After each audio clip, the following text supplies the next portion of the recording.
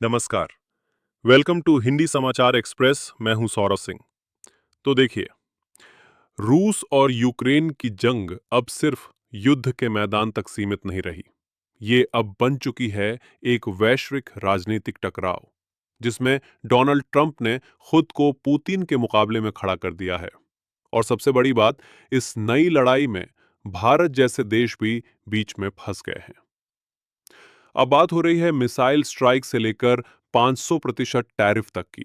एक तरफ यूक्रेन में बम गिर रहे हैं, दूसरी तरफ अमेरिका ने उन देशों को धमकी दे दी है जो अब भी रूसी तेल खरीद रहे हैं, और इस सूची में भारत भी शामिल है।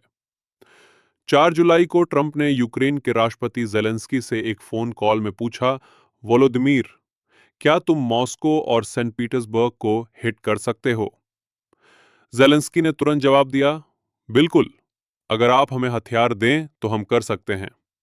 ट्रंप ने इस विचार का समर्थन भी किया, कहकर कि अगर रूस को दर्द महसूस कराया गया तो शायद पुतिन बातचीत की मेज पर आ जाएंगे। कॉल के बाद अमेरिकी अधिकारियों ने चुपचाप यूक्रेन को उन लॉन्ग रेंज हथियारों की एक सूची दी जो थर्ड पार्टी ट्रांसफर के जरिए नाटो के माध्यम से भेजे जा सकते हैं।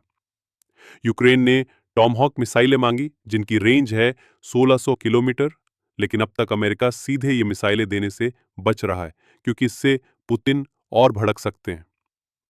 ATACMS जैसी मिसाइलें जो पहले से ही यूक्रेन के पास हैं, वो 300 किलोमीटर तक जा सकती हैं, मॉस्को तक नहीं। रूस के पूर्व राष्ट्रपति दिमित्री मेदवेदेव ने ट्रंप के अल्टीमेटम को ड्रामा कहा। रूस का कहना है, हमें फर्क नहीं पड़ता, हम तैयार हैं।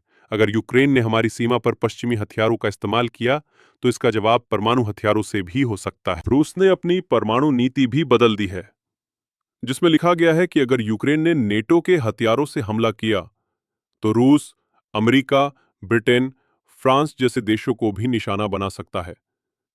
और अगर ऐसा हुआ तो हो सकता है ये तीसरे विश्व युद्ध की शुरुआत हो।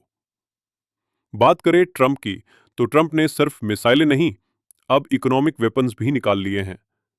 उनका कहना है, अगर 50 दिनों के अंदर रूस ने शांति समझौते पर हस्ताक्षर नहीं किए तो उन पर और उनके साथ व्यापार करने वाले देशों पर भारी प्रतिबंध और टैक्स लगाए जाएंगे।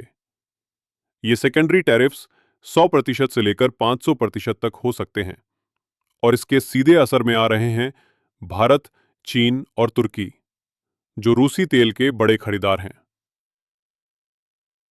अब भारत के लिए ये स्थिति काफी जटिल है। एक तरफ रूसी तेल भारत को सस्ते दामों पर मिलता है, जो हमारी अर्थव्यवस्था के लिए बेहद जरूरी है। दूसरी तरफ अगर सैंक्शनिंग रशिया एक्ट 2025 पास होता है तो भारत को 500% इंपोर्ट ड्यूटी का सामना करना पड़ सकता है। एक्सपर्ट्स का कहना है कि अब भारत को अपनी स्ट्रैटेजी को बदलना पड़ सकता है। तो अब सवाल ये है, क्या ट्रंप का दबाव रूस को शांति की ओर ले जाएगा, या फिर दुनिया एक और संघर्ष के क्षेत्र में घुस जाएगी? भारत के लिए ये एक नाजुक समय है, जहां सिर्फ विदेश नीति नहीं बल्कि आर्थिक अस्तित्व भी दांव पर है।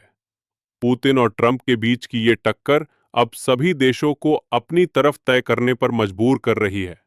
तो सवाल है, क्या भारत अपनी दोस्ती रूस के साथ बनाए रखेगा, अमेरिका के साथ देगा, या फिर न्यूट्रल रहेगा? आपको क्या लगता है, क्या भारत को रूसी तेल लेना जारी रखना चाहिए या अमेरिका के साथ गठबंधन बढ़ाना चाहिए?